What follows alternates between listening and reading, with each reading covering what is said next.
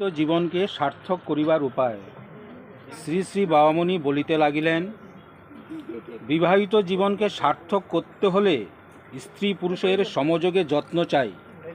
উভয়ের সমরুচি, সমবুদ্ধি, সমলক্ষ্য হওয়া চাই। যাদের রুচি, বুদ্ধি ও লক্ষ্যের সমতা নেই, তাদের মধ্যে বিবাহ অনর্থনই সম্পাদন করে। এই অনর্থককে দূর করার জন্যে এমন ব্যবস্থা করা আবশ্যক যাতে উভয়ের মধ্যে সমতার প্রতিষ্ঠা হতে পারে।